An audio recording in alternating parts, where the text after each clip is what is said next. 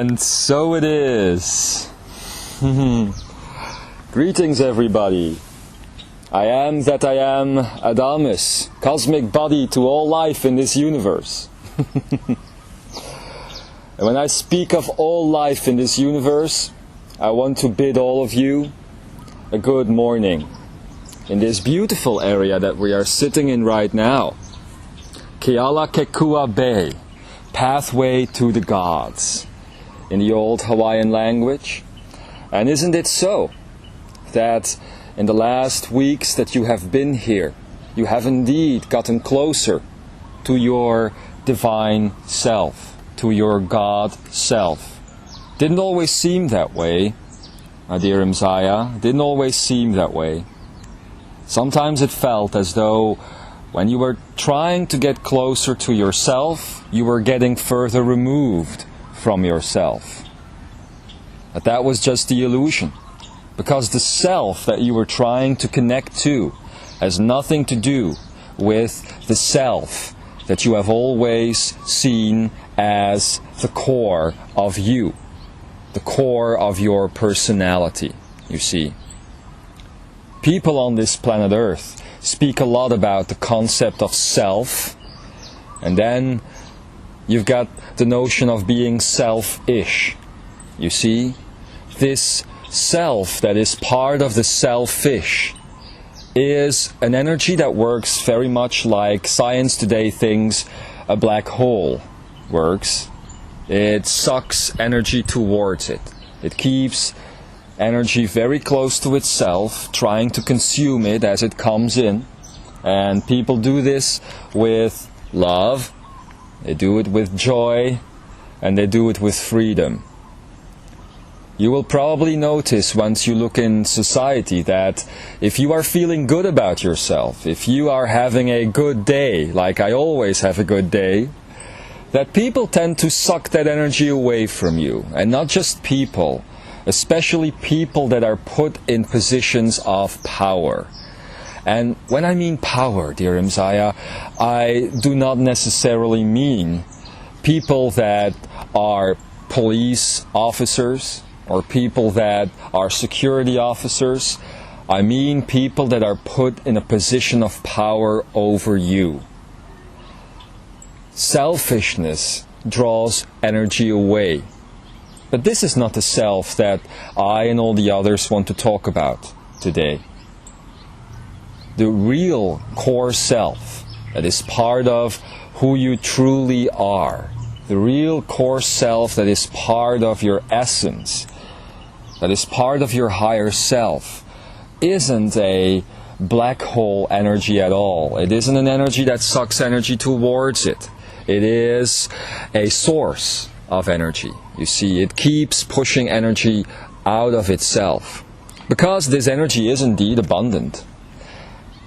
And to talk about the core self, I must talk about the notion of abundance. And this is a very important notion indeed, for it is something that so many people who call themselves enlightened seekers, so many people that call themselves Imzaia or Shambra, I have a lot of contact with the Shambra energy, or light workers. I also have a lot of contact there, as I am a part of that which you would call the group. You see, a lot of people are calling abundance something that should come towards them. In the 70s on this planet Earth, the good old 70s, do you remember the disco? Do you remember the dancing? I do. But in the 70s, you had the notion of abundance defined as the following sentence: sit back and let the universe come towards you. Sit back and get ready to receive. Now, this was a wrong translation of energy indeed. Abundance has nothing to do with receiving. Abundance has nothing to do with waiting for the universe to be your waiter, so to speak, to deliver everything on a platter to you. Has nothing to do with that.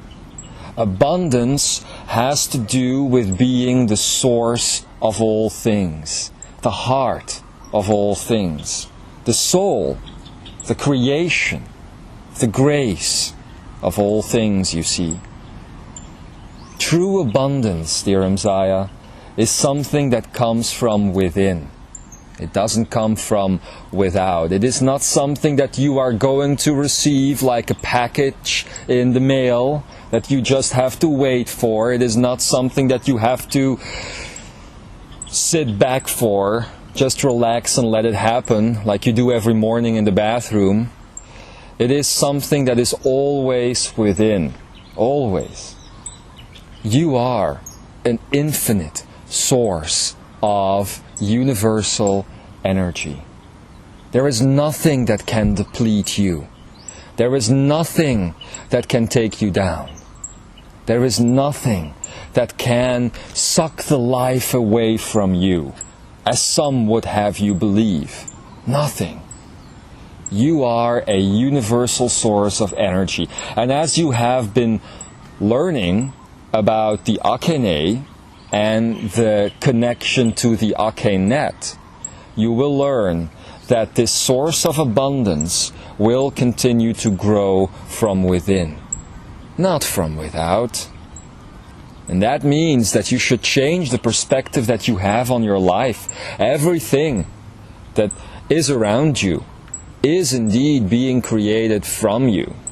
I noticed as this group was getting ready for the Ekaraya that two of you were standing in the sun, enjoying the sun, eyes closed, hearts open, ready to receive, ready to pull that solar energy, that warmth, that life force energy into your being.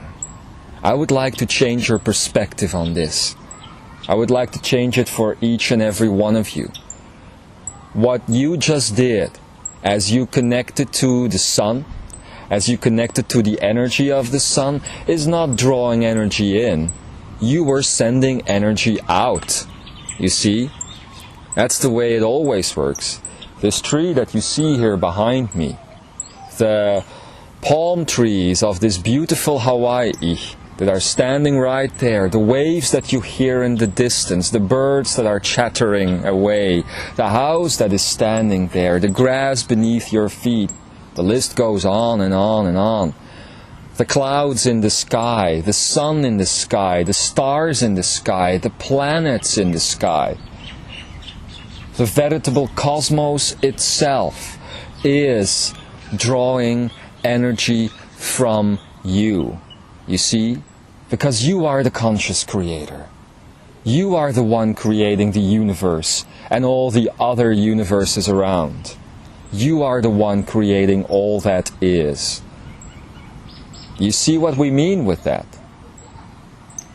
You are always the one that is the source of abundance, the source of life, and everything that is around you is being created, at least in part, by you.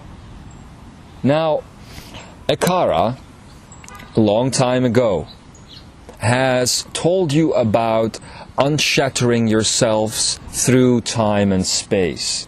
It's told you that if you are in a specific piece of space and a specific piece of time, that you should no longer try to send your energy or connect your energy to all the other places that you share a connection with on this planet. If you are in a specific country, for instance, it is pointless to try and communicate through your technological devices, he said, with all the others around the planet. But why did he say this? It's not because we don't like technology. It's not because we are prejudiced, we have judgments about technology, not at all. What it is about is that you are learning how to be a free energy human, or as it has been called, a new energy human. You are learning how to work with this within you, this Akene thing that you have inside of you. You are learning to work with your energy in a completely new way, you see? As you do this, it is very important to learn how to bring all the energy inside of you again. Because this is what the new energy quantum leap, the change that is happening on this planet Earth, is basically all about. It's about unshattering yourselves. It's about reclaiming all that energy that you have spread around. Reclaim it. Take it back. Because you haven't given it away freely. You haven't given it away based on free will. You have given it away based on a set of wrong parameters, you see. And we have all been there. I myself too. I used to be an aristocrat. I, Adamus, used to be one of those people that lived in the upper class of so many circles. The royal courts, I should basically say. I was called a count. People called me a lord, funnily enough, if I look back to this. But in that position, in that lifetime, where I finally got to know my master, and where I finally learned about ascension, learned about all those things, I noticed that the first thing I had to do was withdraw my energy from all of these spaces. You see, I wasn't the count that was all about gathering all the money that I could find. I was one that actually helped people. I tried to donate, which wasn't done in those days, believe me. I tried to assist where I could, to be the helping hand. But I did it, you see, from a wrong set of parameters. Because I believed in lack. I believed in shortcoming. I believed I had been granted a higher position than anyone else, so from that space I should make amends. Dear Imzaia, I felt guilty. I felt guilty to be born in the upper classes. I felt guilty every time I ate food from a silver plate with a silver knife and a silver spoon, and I drank my wine from a golden cup. And I sat there in these high, dim-witted rooms, watching the fireplace, being bored to death, basically, looking across at a person or sometimes persons that didn't interest me at all. But I kept the happy face. I tried to show that the world I was living in was wonderful indeed, because everybody around me kept thinking that. But I felt sad, and I felt guilty. For I knew, as I was watching the huge fireplace, with flames sometimes going up high as 2 meters, because the room was so big, you see, all made of stone. As I was watching that fireplace, I knew that that fire and all that wood that we were burning away could actually help probably 10 people to be warm for the night. So I continuously felt guilty. And at a certain point I couldn't take it anymore, you see. And at a certain point I decided that I should start giving, that I should start giving away money, in some cases food, in some cases wood, and all these other things. But I did it from a wrong set of parameters. I did it out of guilt, and I wasn't feeling happy as I was doing it. I was feeling sad. I wasn't feeling love. I was feeling fear for the world. What was the world coming to? Even then, we had those questions. What is the world coming to? Well, actually, today more people have these questions than I did back then. I was just one of the very few. I wasn't feeling freedom. I was feeling stuck. And I was trying to make amends. I was trying to do something not just for the others who had lack of food, lack of wood, lack of money. I was doing it because I wanted to feel better about myself. And of course, at first I didn't realize this. At first I thought, dear Imzaia, that I was doing it for the right reasons. And then, at one point in my life, a master energy showed up. It took me some years to figure that one out, that it was indeed a master that had come into my life to teach me about other points of view, other points of reality, you could say, different viewpoints in which to see the reality that is all around you.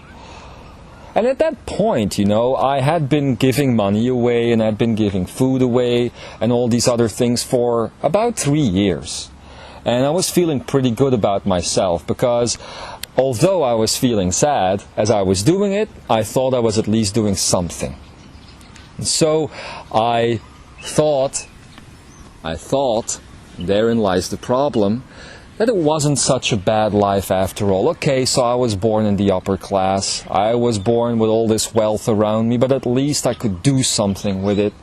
Something else than partying. Something else than attracting interesting people that I wanted to control, like many of my supposed family and friends were doing at the time.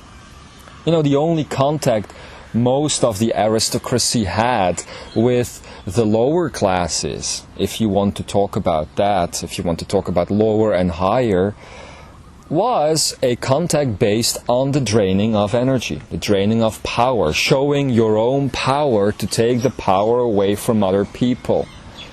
And those few ladies, usually there were ladies, those few ladies who had the fortunate luck to enter into the higher classes because a specific gentleman had seen her somewhere in a pub or seen her somewhere on the streets, didn't enter into a life of happiness. At first they thought so. First they thought all their problems were solved, you see, because now there was someone who had money and now there was someone who was going to take care of them. Never worked out that way. I've seen it happen so many times. Because the basis on which that reality was created in the first place was wrong. But I am digressing. What I want to say is this.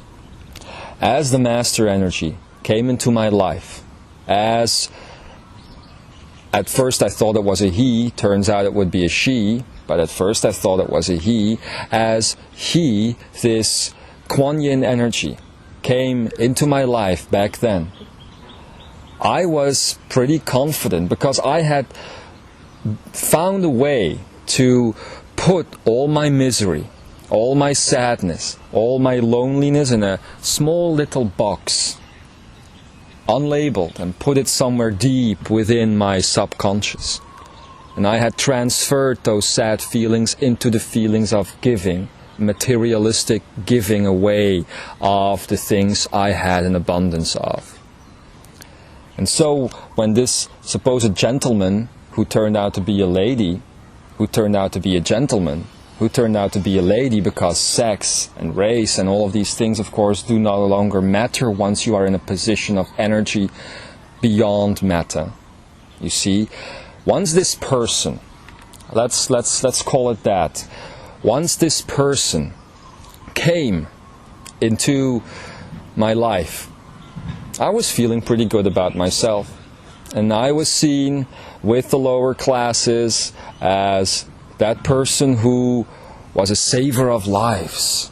There comes Count Germain, they said, and he comes bearing gifts. It was like a Santa Claus, really, before that concept really got materialized on the earth. And I was seeing myself that way. But then, sweet Imzaia, I had a conversation one night.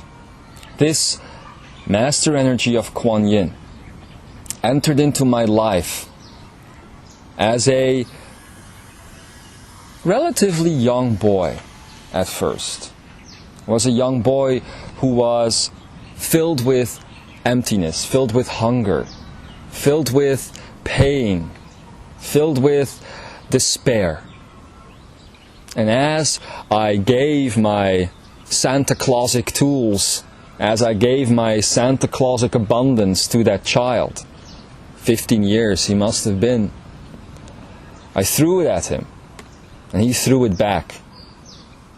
I don't want your crap. He said, I don't want your money.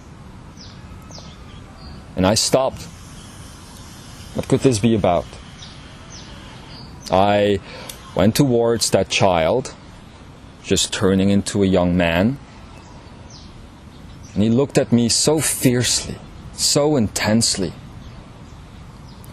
And in those eyes, for the very first time, again, I noticed that box that I had put very deeply within myself.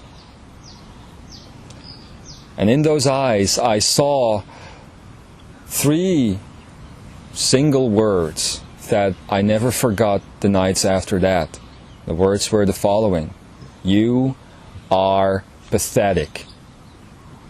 You are pathetic. And my ego responded to that immediately, but I didn't want to show it, of course. I wanted to show my abundance, and I wanted to show my Santa Claus nature. So, as the child told me, I don't want your crap, I went up to him and I said, what do you want then? And he said to me, I want your time. I want to have a conversation with you. And as such, things took place the way they did, and we had a conversation. Took him back to my, let's call it a castle, because these days it would be called a castle. Took him back to my castle. We had many a conversation after that. And I was feeling some very strange things as the days passed. And as these conversations grew in intensity, I thought it was ridiculous that I could have a conversation with a 15-year-old boy while all around me there are adult people whom I couldn't even say hello to from the heart. I couldn't. But every time I saw this boy, every time I saw this young man, my heart opened up. Although it was very confronting at times, these conversations, I started noticing that something was wrong. Something was off. How could it be that a 15-year-old boy didn't have any family, didn't have any friends, and didn't need anything actually? If I didn't bring food up to his room, he never asked for food. If I didn't light the fireplace in that small room he was in, he didn't require heat. He was just sitting there all the time, waiting for me to have another conversation. Well, but those words, dear Imzaia, you are pathetic. They stuck in my brain, and you must know that they have never been spoken. It was just something that was transmitted through the eyes, or so I thought. Or so I thought. I'm going to skip the long story here, because I'm not Tobias. I'm going to make it a little bit shorter.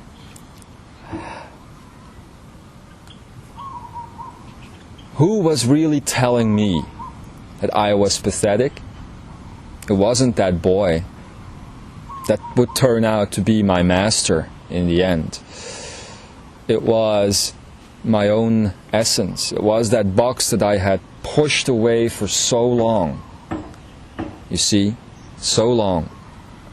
And I was forced by this small child to look deep within and to see that the life that I had gotten accustomed to, the life of material giving, I had gone from material living to material giving.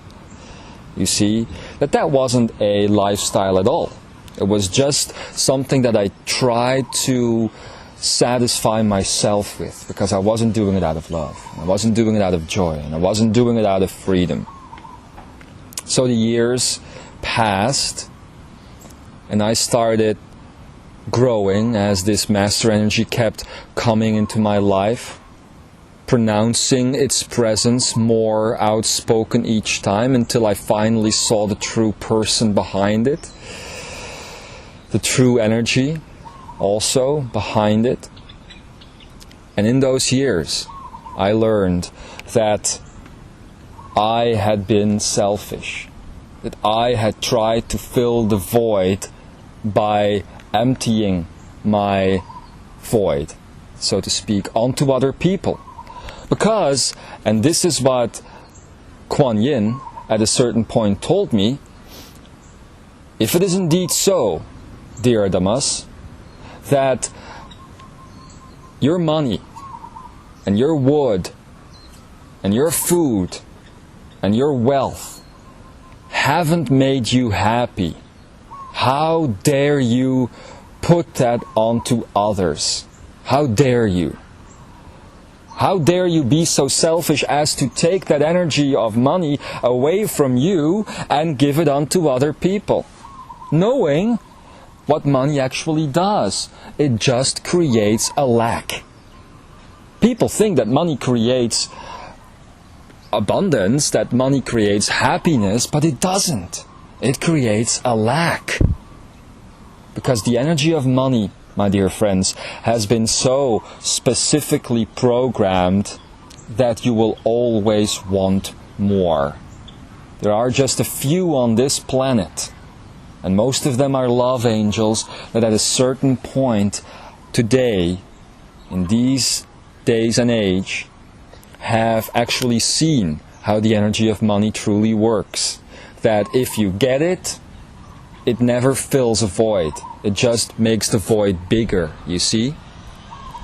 Imagine yourself as an empty space that the mind and the ego wants to fill up so that you feel satisfied.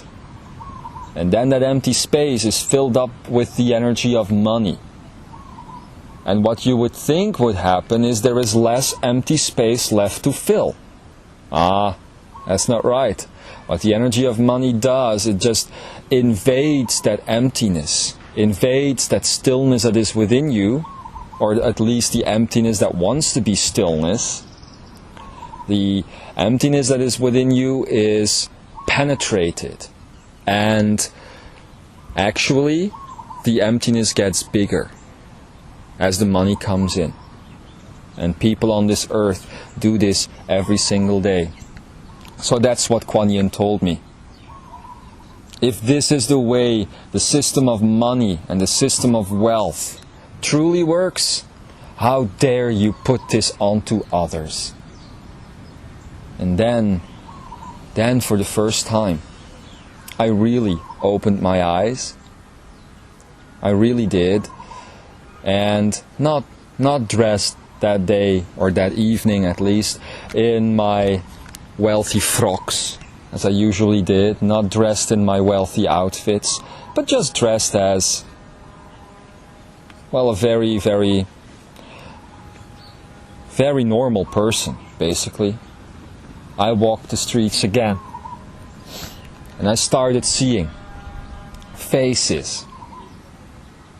The faces of people who I had previously helped, between very big brackets. Helped. And I saw, my dear Imzaia, that their misery had only increased.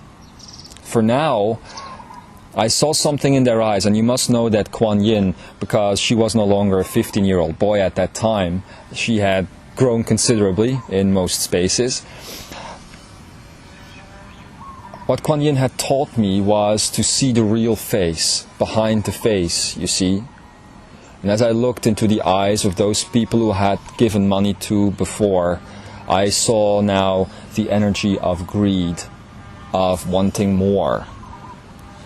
Instead of silencing their need, I had increased their need. And then at a certain point, it hit me. And at a certain point, I realized that if you really want to give, the only thing you can really give has to come from within. And it's not knowledge per se, it's not words, it's not ancient wisdom, it's not preaching to the public. It is about energy. It is about showing people what they truly are. And you don't just do that by giving them wisdom. You see? Actually, there's just a very small group of people on this earth who respond to these types of teachings that I am giving you now.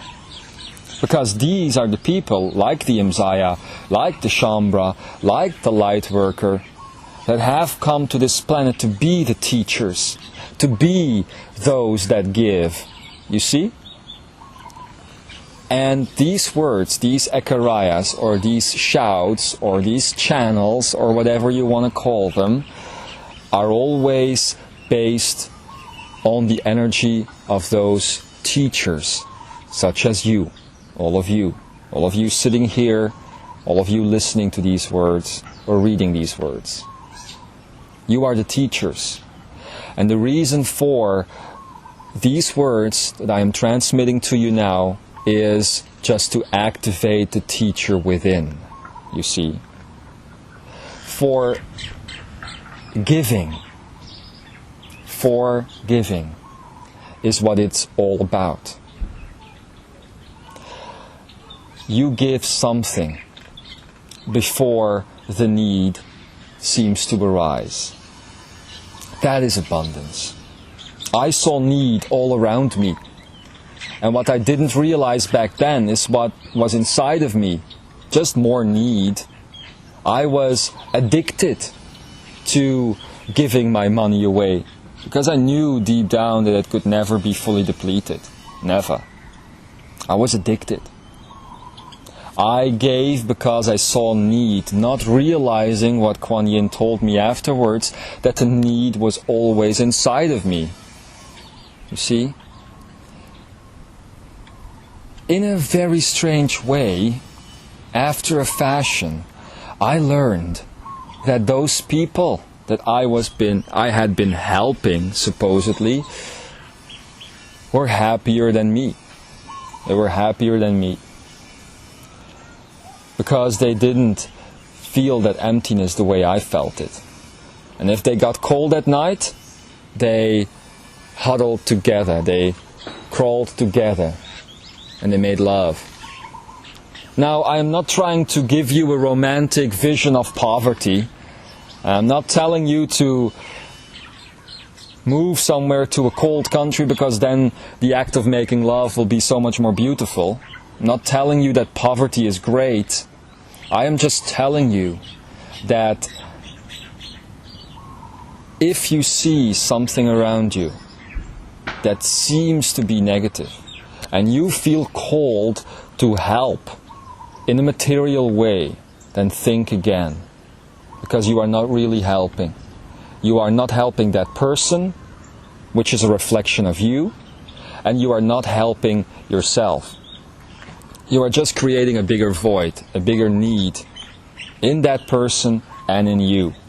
If you want to help, then be the teacher. The earth is ready for this. Now, what was supposed to be a 5-minute intro turned out a little bit longer, I guess. 5 minutes and half an hour. But you get my point. You get my point. And it is good that we took the time to set the energy, dear Imzaia and dear Shambra and dear light workers. It's a good thing. You will notice that today I don't just use the name Imzaia when I speak to you. I don't. And that is because a very special day has been created. It wasn't planned in the stars.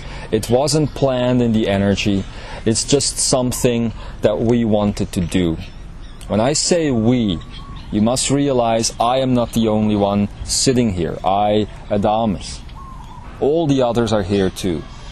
They are in the tree next to me, playing with the leaves, and they are the butterflies that are flying around, and they are the branches that are making love to the wind, basically. And they are here because in the last 8 hours, while most of you here in Hawaii were sleeping, we have gone all around the world. We have connected to all the enlightened seekers around the world. Now, we do this on a regular basis, of course, but usually we do this on a one-to-one basis. Connect to someone, just go deep within their sleep, or just when they are feeling sad or when they are feeling happy. But now we took the effort first to connect all of our energies. And I'm talking about myself, I'm talking about Ekara, I'm talking about Kutumi, I'm talking about Tobias, I'm talking about Cryon, about all the others. I don't need to name all their names. If you feel the name in your heart, if you ask the question, is this energy connected to it as well? You will get a yes, because all of us have connected tonight, in your night. And we created a energy web around the world, staying just a few kilometers outside of the atmosphere. And then we drew the web together. We descended onto planet Earth, touching all the hearts of all the Imzaia, and there's much more than you think. All the Shambra, and there's definitely much more than you think. And all the light workers, and even those that don't call themselves by that name. All those people who have listened to our messages, to our shouts and ekarayas, and to our channelings, or sometimes even who have just found that wisdom within their hearts, not looking to the outside to listen to that. We have connected to all of them. And as we did this, we have invited everyone, and I'm talking about millions of people, everyone to be here now, to be here in Kealakekua Bay, the pathway to the gods, for this energy transmission. They are all here, not necessarily here in the garden where you are taping this Ekaraya right now, but here in the energy vortex that is Kealakekua Bay. Some of them are part of the waves, some of them are just part of the trees, etc. But they are all here in a way. So I ask you, listener, think back when you hear this message. Think back to the moment when it was recorded. What were you doing then? Were you sleeping? Or were you sitting somewhere in your workspace being distracted, dreaming of? Or were you doing something else altogether? Were you in a traffic jam somewhere? Were you preparing food? Were you crying? Were you doing whatever it is you were doing? Well, at that moment, the beginning of November 1st, you were here in Kealakekua Bay. And those few people that are sitting here right now are those that are bringing you in. And that's why before this Ekaraya started, all of you did an exercise to connect to the heart and the soul and the creation and the grace. Because that's what everybody is, you see. That's the way you connect to another person. Now, why did we bring all of you here? It's very simple. Because we want to tell you something. And it's a very simple fact, basically, that we want to talk about, but it's not one that is easily discussed. You all know that the earth has undergone many changes. Although some would say that you don't feel these changes around you. Some even that call themselves Shambra are pretty sad in the last few days, because here was this big energy train called the Quantum Express coming in near September 18th in that case, and this new energy would transform the world, would change the world. That's what they were told. And these last few days, a lot of Shambra are looking around and asking themselves, where the hell is that new world we were promised? I still have to go to my work. I still fight. I still see the hunger around me. I still see the sadness around me. I still see all of these things around me. And our answer, not just my answer, but our answer is yes. Yes, of course. And hold on to your hats now, because I'm going to say something that you're not going to like. Yes, of course, because you are still being selfish. I don't mean selfish in the 21st century type of meaning. I mean self-ish. You are drawing all the energy towards you. You are drawing all the energy that you see around you, and you are still trying to fill a void. The void, my dear Shambra, my dear Imzaia, my dear everybody, the void is no longer there. And that's what you have to see. It's no longer there.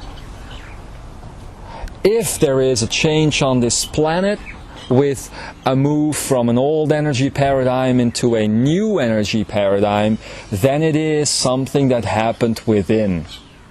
It has to do, and this I would like to be the title of this message, it has to do with potentials and pathways.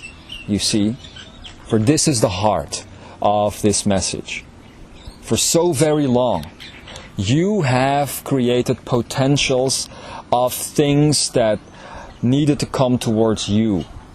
You have created potentials that things needed to exist in 3D before they could manifest in your life.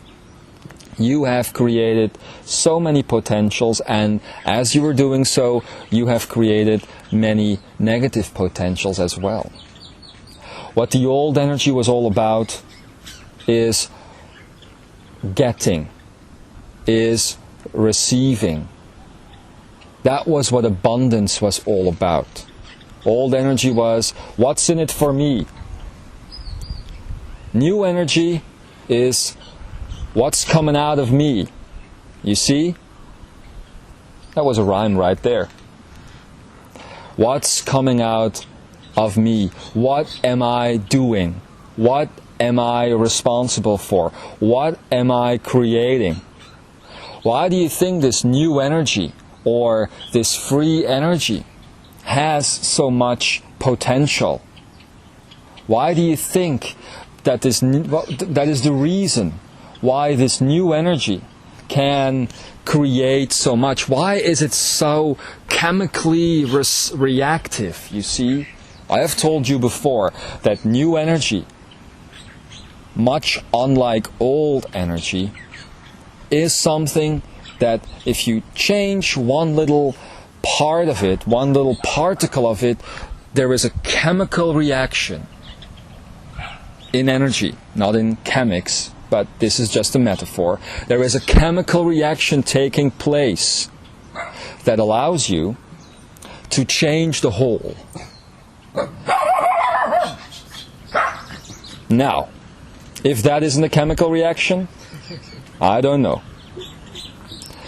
As I said, new energy is about a chemical reaction taking place.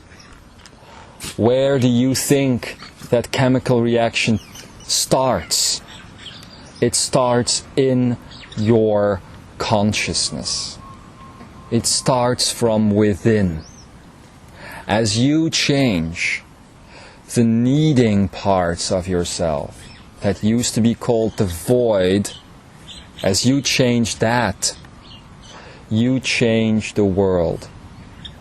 Yes, the new energy is there. Yes, it is present. Yes, it has come in. Yes, it is ready to be used. But you need to be the one using it. Imzaia, Shambra, Lightworker, whoever you are, you need to be the one doing it. We were the ones that prepared for everything that has happened to the planet in the last few months, last few years actually. But you are the ones that still connect to the planet through your physical bodies. And through your energy bodies, you are connected to us.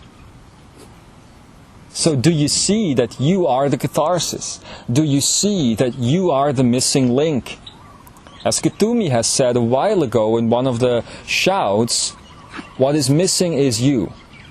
You will understand that this is more real than you thought. What is missing is indeed you. You are the missing part of the puzzle. You are the one now that needs to do the last bit of shifting within yourselves. Even though your consciousness is based on new energy now, you are still focusing on drawing energy into you. You must start focusing now on pushing energy out of you. And this requires a complete change of the way you look at the universe. Completely different. You know, if you look at the way people have looked to the universe and have philosophized about the universe in the last hundreds of years, at a certain point there was the belief system that the earth was the center of the universe and all of the universe revolved around it. And then some scientists came and said, no, the earth is revolving around the sun and the sun is the center of the universe. And then years after that they said, oh, but the sun is revolving around something even greater. And that is the center of the universe. And then another scientist came in and he said, but the universe is evolving around something that's even greater, and that's the center of all that is. That which you call the central sun. Now, we will finish that cycle and say, there is no universe. And if it is there, the illusion of it, then it is evolving around you. Not to put the pressure onto your cookers here, but if someone is responsible for the way this universe evolves, it is you. You alone. No one else around you. It is you. You, my dear Imzaia, Shambra, Lightworker, whatever your name is, you are the center of the universe. You, as such, are the new energy coming in. You are the foundation, the center for the chemical reaction. You see? You. No one else.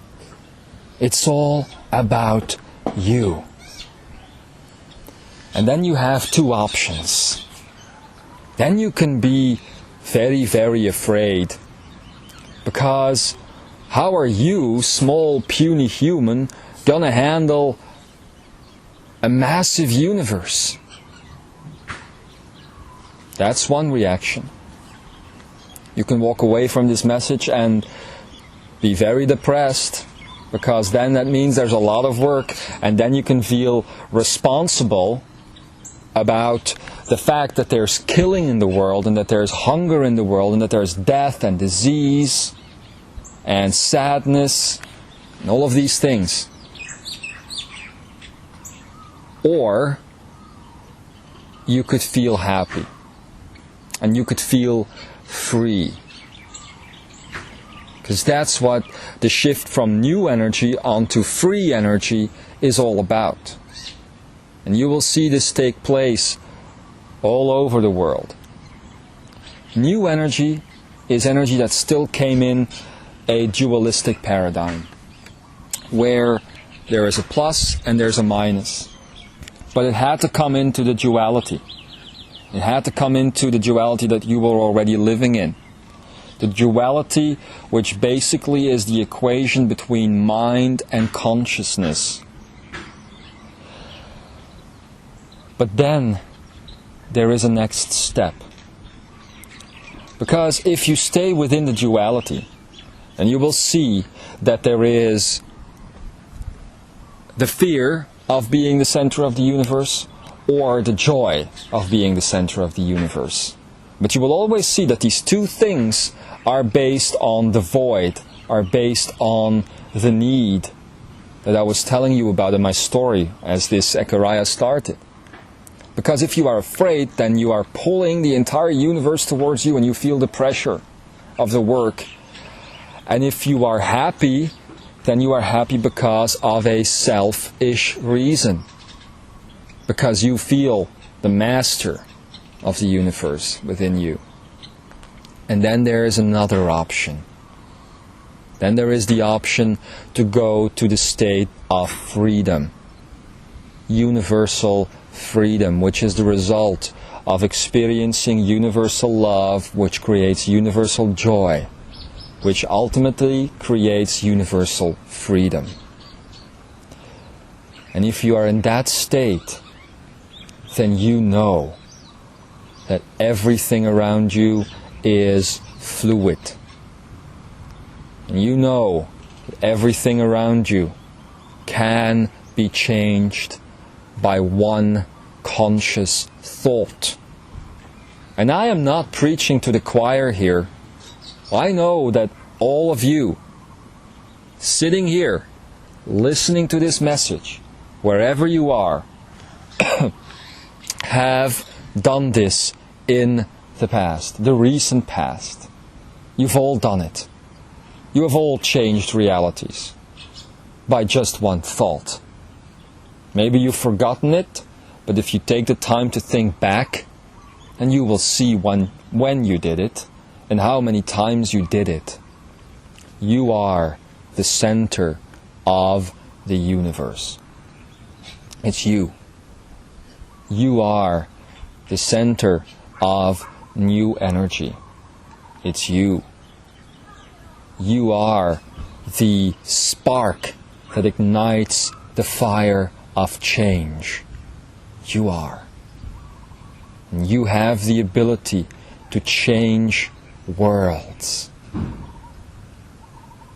It had to come to this in the end. If you have gotten used to the concept that you are God, if you have gotten used to the concept that there is just one divinity center living in each and every person, then there can only be one that can change everything, and that is you. It's always you. You see? And then, once you get to that point, then things become really interesting. I know there is a conflict somewhere in the back of your brain where it should be. Keep it there. But the conflict is saying, all right, it is me. But how can it be then that there are 8 billion people on this planet? How can it be all you being the center of the universe? I know that's difficult. I know that's probably one of the most difficult concepts you are going to have to grasp. It's one of the most difficult ones because the mind is linear. And the mind keeps telling you that you need to put one next to the other, next to the other, next to the other, next to the other. The interesting thing is, when someone like me, when we, all of us, would look at a group of people, all in one room together, we never see a row of 5 people or more sitting there, and another row, and another row, and another row. We don't see you that way. What we see is a huge energy center that you would call the Akene, and from that center we see layer upon layer upon layer, and these layers are energy signatures, let's call them that, based on vibration and frequency, that ultimately get projected in a time-space frame, and that makes you believe that you are separate from one another. And then what the basic Akene does is project itself into those layers, which are you. And from that projected Akene, which is one, all the rest of reality around you is created. All the rest of the universe around you is created.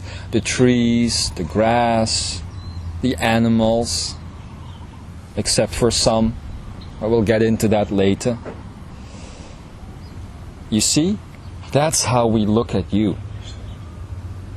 So you must be united now. There needs to be a unification. And unity can only be created once you are completely sovereign. For only when you are completely sovereign as a you,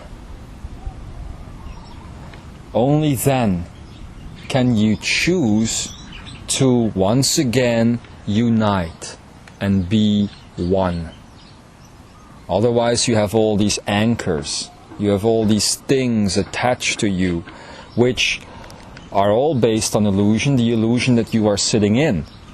And it will create a space that will not allow you to be sovereign, and as such that can not allow you to unify once more, to be one. Now it is very interesting.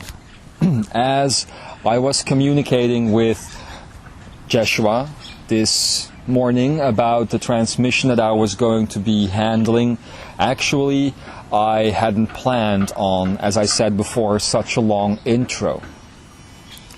But as the energy of every Imzaia, of every Shambra, of every light worker and every enlightened seeker came in, I knew that there were certain things that I still needed to clarify before I can continue. Now, this message that you are listening to now, and this is especially for the Imzaia, is the 10th to last message of that which you call the Universal Manifest. It is also the last time, almost, that I shall contribute to the Universal Manifest. After this one, after this message, once I am finished and a new Ekaria comes in, at a later point in time, Kutumi has been asked to speak, and he has been asked to finish what I started. I will get into that in a minute. And then there is several other messages that need to come in. And I and Kutumi will be back to the one but final message that will be broadcasted, that will be given to you on the 15th of December, which is, as you will remember, a 9, numerologically speaking. And after that, a final message to finish the energy of the Universal Manifest will come in, will be given by Ekara. And in between my and Kutumi's message now and the last messages that we'll do, there will be Ekara, giving you the practical side of everything, of how you can truly create that you are the center of all things, that you truly are the heart of all things. This is what being the heart of all things is all about. It is no coincidence either that this message today comes in on the 1st of November in this year 2007. Because you have now gone 1/3 of the road that is leading to the final 111 portal. The final activation on January 28th. And what an activation. You see, it's no coincidence. The reason why I am telling you these things is that you need to know, and also you need to believe, that the worst part, and I have told you this before, that this would be the date, that the worst part of what you were doing is over. It is. Even though some of you at specific places in the world are in winter time right now, I invite you, after this message, to go outside. You don't need a jacket. That's just illusion. You don't need to feel cold, because if you feel cold, then you are still creating the void within. You see, that needs to pull energy towards it. How can you be cold if you are the source of all things, constantly bombarding energy out of you? You can't be cold that way. So I invite you to go outside, once this message is complete, to find the sun, wherever it is, even if it is behind the clouds. And if you are listening to this message at night, then find the moon or find a bright star. You will find one, I guarantee it. And as you go outside, understand in what special energy you are on this planet today. Special. The greatest shift ever is happening right under your fingertips. And you are still waiting for energy to come in. It's happening everywhere you walk. And you are still waiting for something to be handed over to you. All these energy broadcasts that all of us have been doing in the last few years has been about reconfiguring your system of void to a system of abundance, where you are the abundance. The abundance isn't about financial gain. It isn't about having enough food. It isn't even about the fact that you have enough food and money for today. It's not about food and money, it's about energy. It's about the fact that you are creating the world. It's about the fact that you are the center of the universe. It's about the fact that you are becoming what you have always been. Divinity. Divinity knows no lack. It knows no pain. It knows no shame. It knows no fear. For it is all that is. And if you are still in those positions of shame or fear, then you are in the energy of void, which is the essence of the mind projected into yourself as the ego, because the ego always wants to have. It wants to have attention. It wants to have power. It wants to have. If you go beyond the ego and you go into the akene, if you go into the source, then all you want to do, my dear friends, is give. And again, I implore you not to start giving all your money away, not to start giving all your possessions away. What you need to give is what you know is your truth. What you need to give is to the world that which will set them free. You have gone through the hardest part of all of it now. The month of October 2007 wasn't a very easy one, and all of you know this. Not just the ones that are here, but all those that are listening. Everybody knows that, how do you say it in this day and age? October was a bitch? Well, it was a bitch. Let's call it a bitch. It was a very difficult month indeed.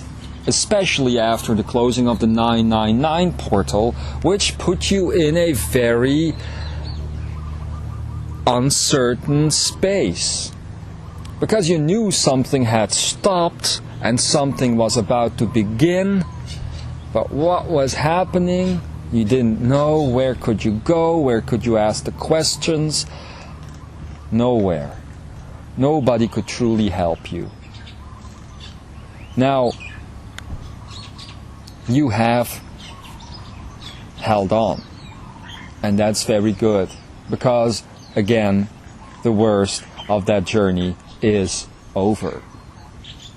November will be about the integration of what I have just told you, I and all the others, the fact that you are the center of the universe. And then December will be the final preparation for the actual shift of consciousness, which is basically a shift of perception that is going to happen.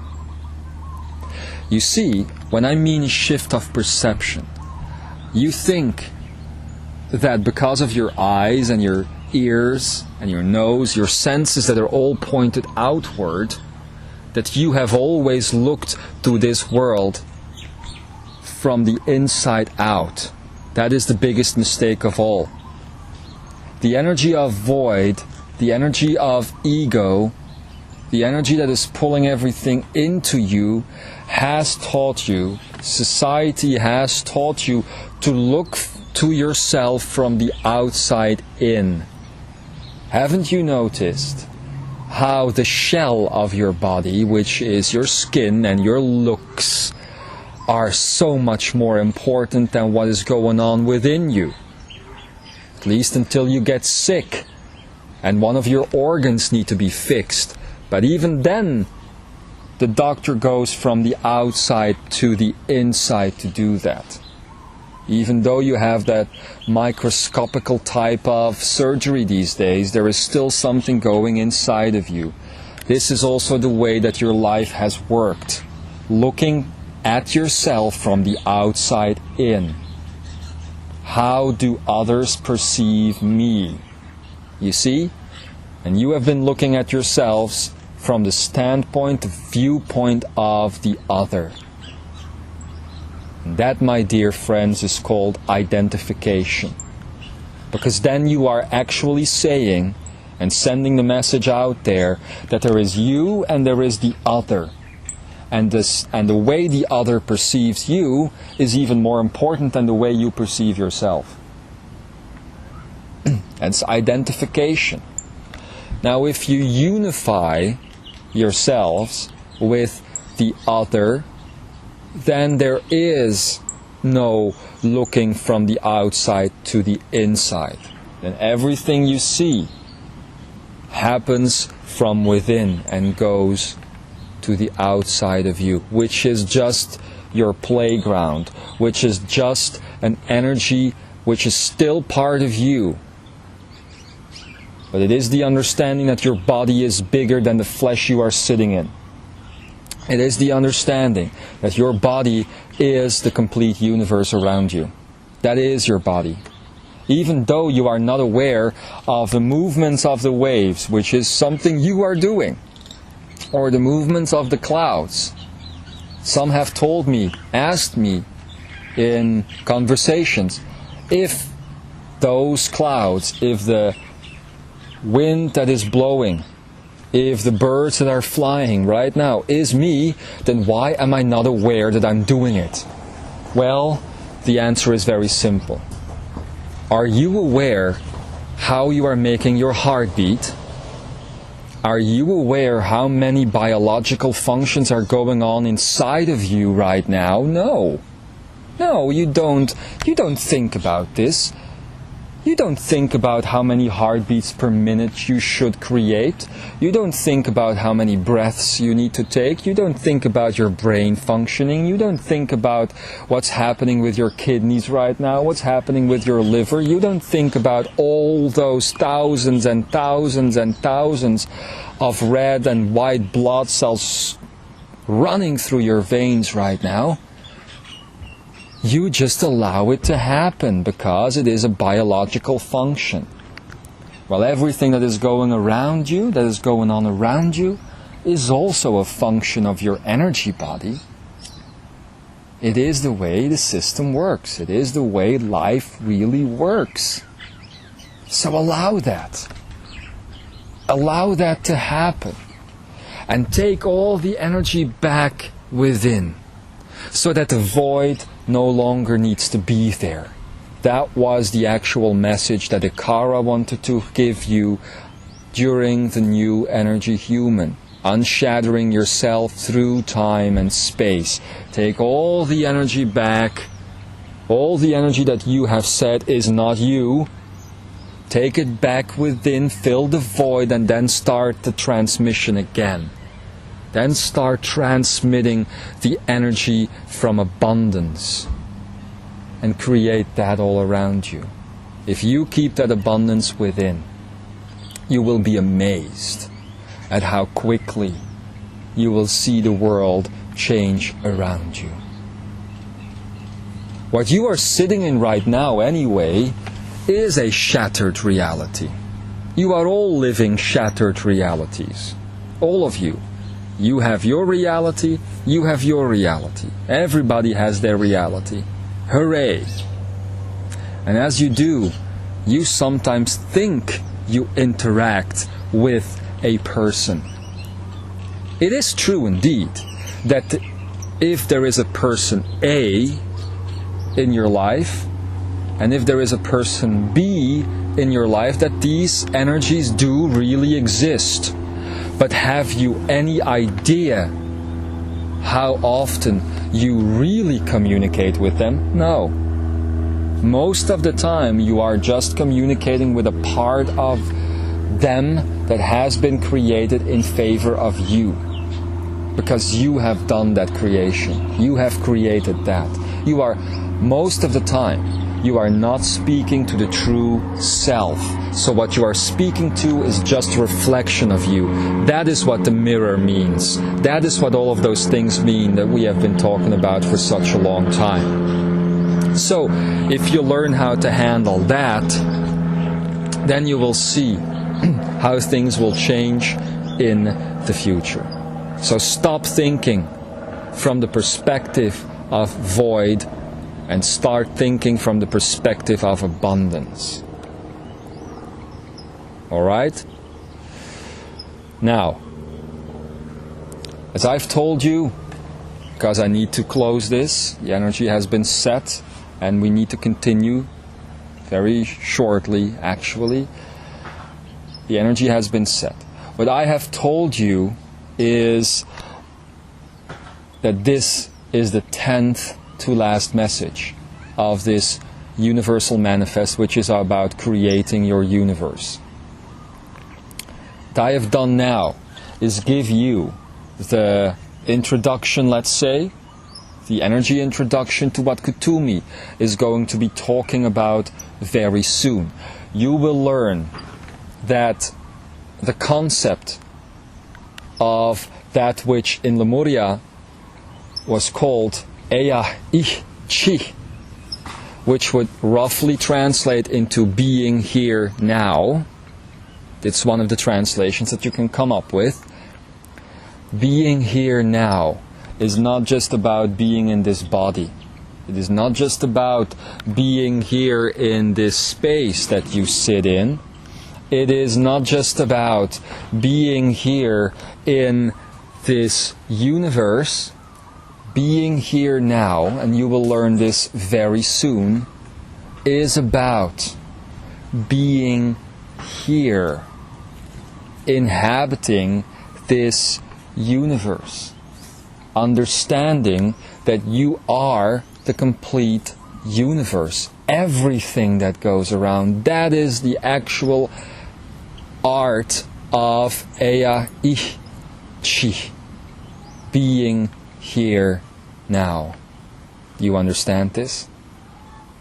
And this is something that you need to look at in the coming days. Now, tomorrow, or the day after tomorrow, or the day after that, depending on the time that you can find within your own field of creation, I will ask my beloved friend Kutumi to come in and give you the poetry of all of this.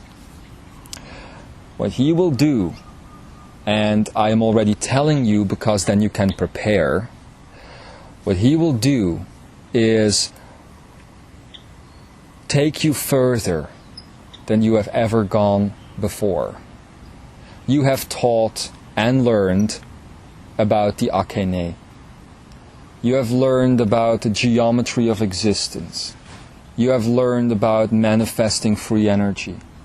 You have learned about the triangle that gets a three-dimensional perspective, and how this basically is your field of reality, this pyramid, let's call it.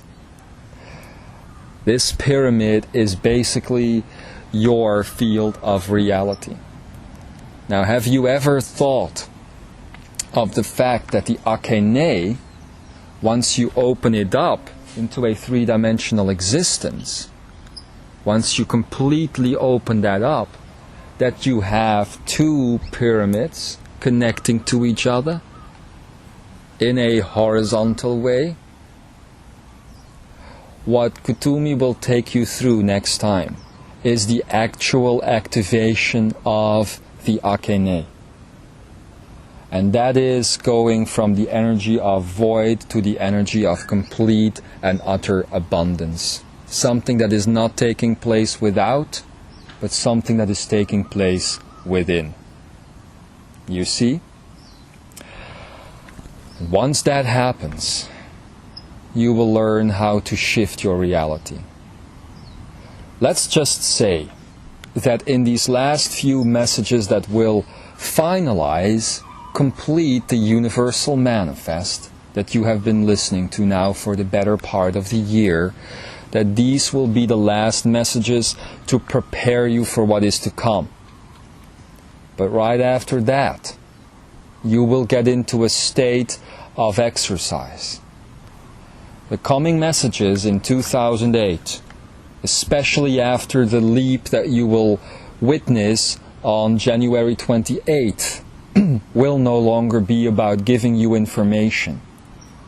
It won't even be about giving you practical tools. You have almost gotten to the end of the information after all those years of listening to it. But now, the introduction, so to speak, is over. And the first chapter is still to be written. And this first chapter is again about you. How you work with that information.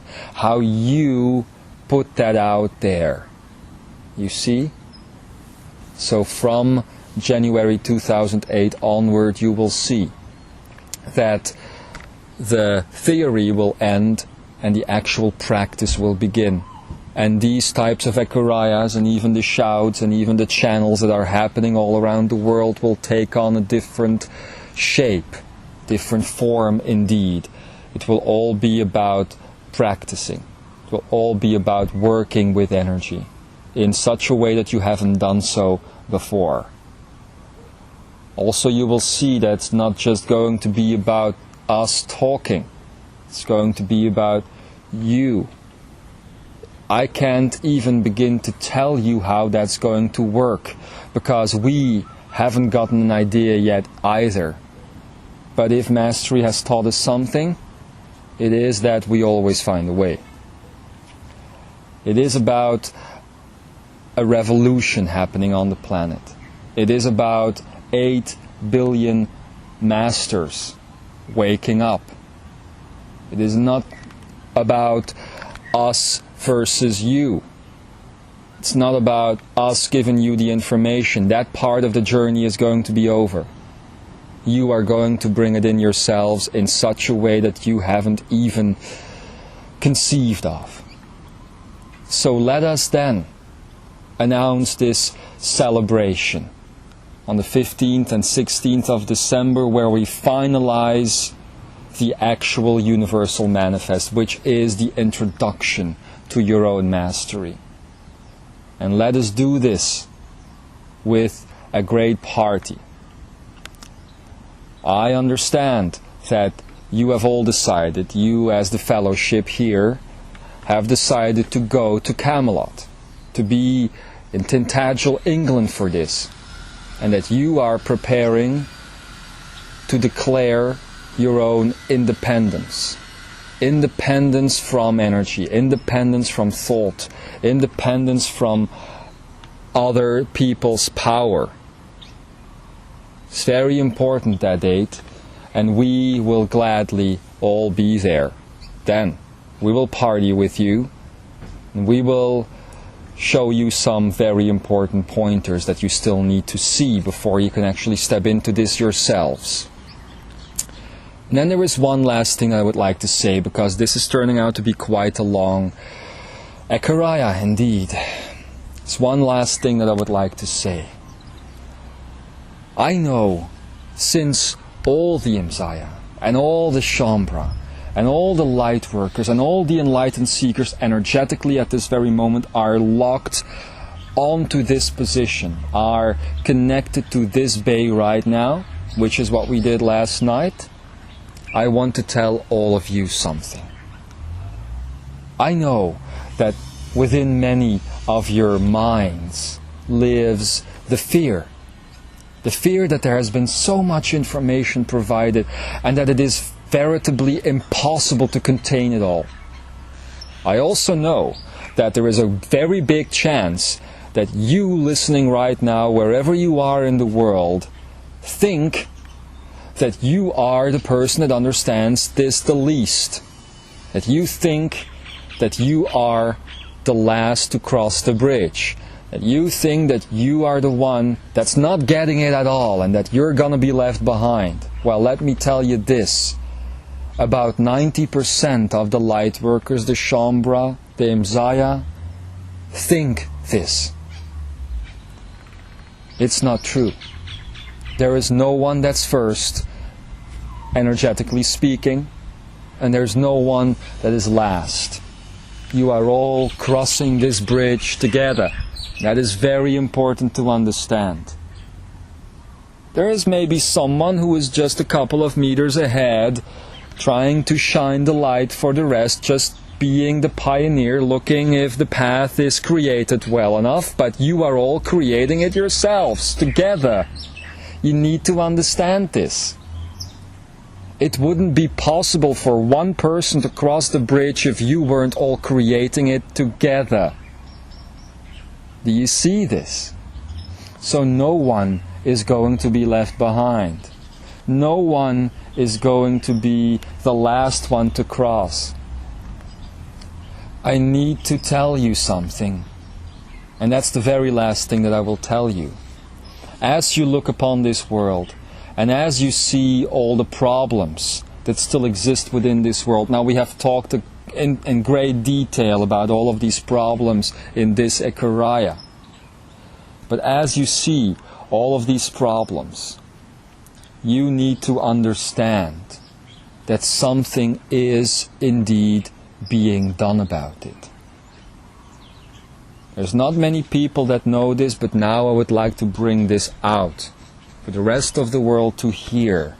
There are some who are joining in teams, who are joining in energy teams or trinity teams that are gathering to create a better world, that are doing this. These are the pioneers. But again, they are dependent in a positive way on your creative ability as well, on what you as a person on this planet are doing. So many of you think, I have been listening to this information for years and I'm still stuck in my job, I'm still stuck in my house, I'm still stuck in my unhappy marriage, I'm still stuck in a financial problem, I am still stuck in disease. Well, unclog yourselves. Today you have been given the information on how to do that, on how to go from energy of void, where everything is coming into you, to energy of abundance, where everything is coming out of you, leaving from your perspective.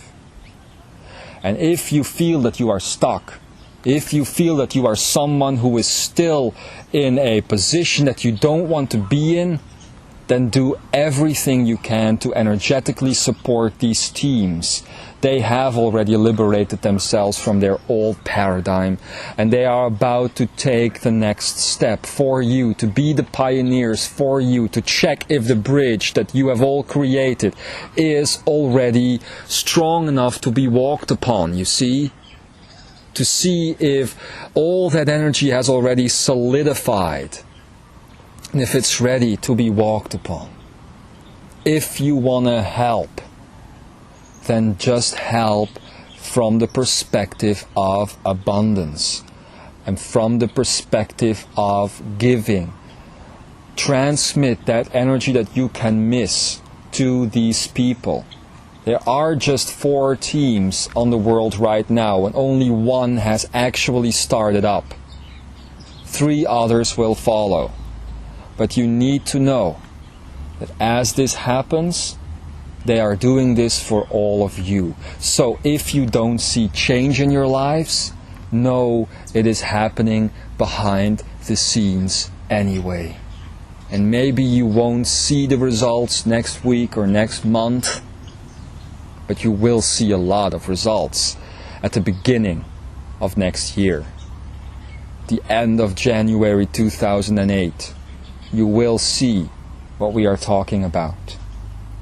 Be prepared for all the change that you have wanted in your lives, that you have prayed to God for. Please bring me change. Well, you're all gonna feel it getting dumped onto you all at once. It's all gonna happen all at once. So all that energy that you've put in that container is gonna come down on you like a rainstorm in a hot Texan day, if you understand my drift. So, my beloved Imzaia, my beloved Shambra, light workers, enlightened seekers, whatever you want to call yourself, change is coming. It's coming pretty fast. Take the time to explore the inner side of you in the month of November. That will be very important. And get ready for the coming message. It will be a very practical one. It will be the activation of your Akene in a way that you haven't done before. And this will be the actual activation of it. Up until now, the Akene has just been a theoretical concept. But from that point onward, you will see it enter into your lives in a completely new way. I bid you my love. I bring you all my joy. I bring you the abundance that I have found within myself, within the you that is me. I have found this abundance here. It's in my heart. And it is the source of all things, the heart of all things. It is creating everything around me. And all I can do as a teacher is help you find that space within. Find that very same source of energy. That very same source of abundance that is no longer sucking things to it, but that is so full, so complete, and so divine that it can't but create, that it can't but send out all that energy. And I have found that space within myself, as will you find that space within you. All of that is happening. All of that is going on in the coming months. Make sure you are ready for the final jump, end of January 2008. Because after that, we are done steering this car for you. And you are going to get the steering wheel, so you better learn how to drive. And with that, my beloved Imzaia, all of my energy raises itself and stands up to shout onto this world, I am that I am. Adamus Germain. And so it bloody is. Namaste and all that.